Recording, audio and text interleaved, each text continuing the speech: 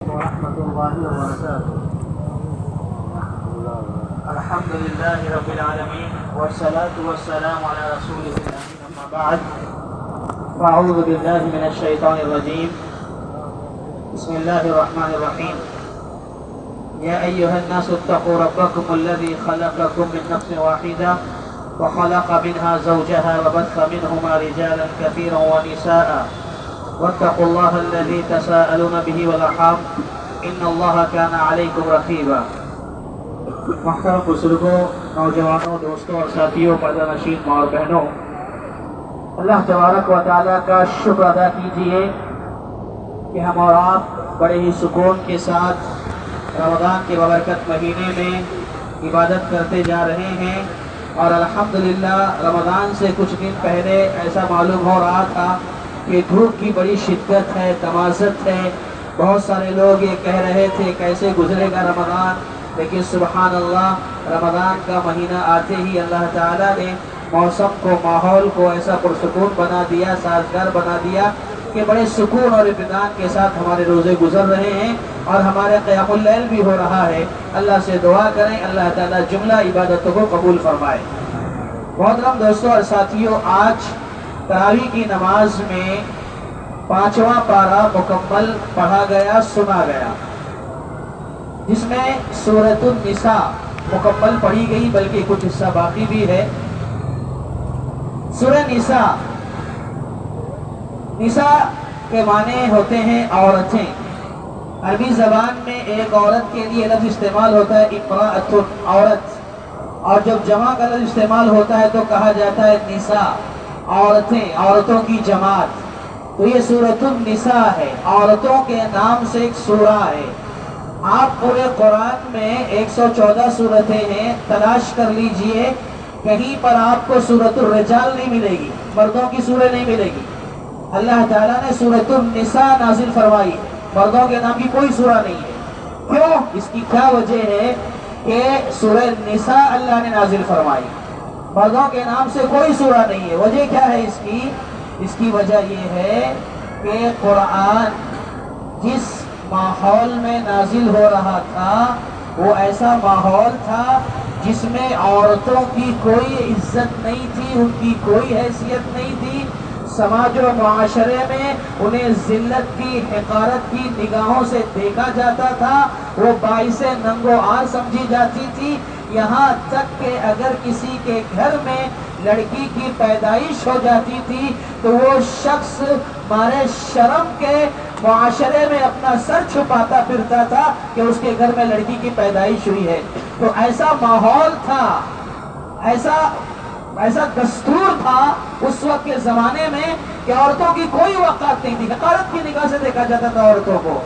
ایسے دور میں ضروری تھا کہ عورتوں کی کیا عزت ہے، ان کا کیا مقام ہے، ان کا کیا مرتبہ ہے، اسے واضح کیا جائے. تو اللہ تبارک و تعالیٰ نے سورہ نساء نازل فرمائی، اور اس سورے کے اندر عورتوں پر جو ظلم و ستم ہوتے رہے، جو ان کے ساتھ زیادتیاں ہوتی رہی، وہ ساری چیزوں کا تذکرہ اللہ نے کیا ہے، اور ساتھ ہی ساتھ عورتوں کے کیا حقوق ہیں یہ اللہ تعالیٰ نے بیان فرمایا ہے. اس زمانے میں عورت جو ہے یہاں تک گری ہوئی تھی کہ میراث میں تقسیم ہوتی تھی. اگر کسی کے شوہر کا انتقال ہو جاتا تو وہ جس طرح مال تقسیم ہوا کرتا تھا، عورتیں تقسیم ہوتی تھی، لوگ لڑتے تھے، جھگڑتے تھے اور جیسا چاہے ویسا استعمال کرتے، کھلونا بنا کے رکھا تھا. لیکن قرآن مجید نے سورہ نساء نازل کر کے ساری دنیا والوں کو یہ بتا دیا کہ عورت نصف انسانیت ہے. اگر انسانیت کو پورا کرنے کے لیے آدھا حصہ مرد کا ہے تو آدھا حصہ عورت کا ہے، یعنی عورت برابر شریک ہے دنیا کو آگے بڑھانے میں، دنیا کو ترقی دینے میں. یہ اسلام نے بتایا، یہ قرآن نے بتایا سورہ نساء نازل کر کے. اور تو اور خاص طور پر جب آپ سورہ نساء پڑھیں گے تو اس میں یہ اہمیت بتائی گئی عورتوں کی، ان کا مقام بتایا گیا کہ عورت وہ ذات ہے کہ اس سے نکاح کیا جائے گا، اور نکاح بھی مہر کے ساتھ کیا جائے گا، مہر دینا پڑے گا. یہ عورت کا واجبی حق ہے. جب تک عورت کو اس کا حق مہر نہیں دیا جائے گا نکاح نہیں ہو سکتا، نہیں ہو سکتا، یہ اسلام نے اس کا حق دیا۔ اور اسی طریقے سے دوسرا رکوع آپ پڑھ جائیے، تفصیل کے ساتھ آپ کو سمجھ میں آئے گا کہ اسلام نے عورتوں کو حقوق دیے، یعنی اگر کسی کا انتقال ہو جائے تو جہاں دوسرے رشتہ داروں میں مال تقسیم ہوتا ہے وہیں پر عورتوں کے اندر بھی مال تقسیم ہونا چاہیے۔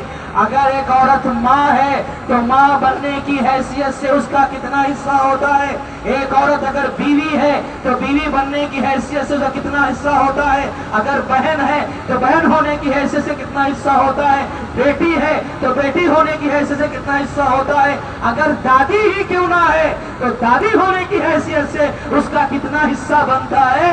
شریعت نے یہ پورا بتایا ہے۔ سورہ نساء دوسرا رکوع پڑھ جائیے، تفصیل سے وراثت کا ذکر اللہ تبارک نے فرمایا ہے۔ تو میرے بھائیوں، خواتین کو بڑی عزت دی ہے اسلام نے، عورتوں کو بڑی عزت دی ہے۔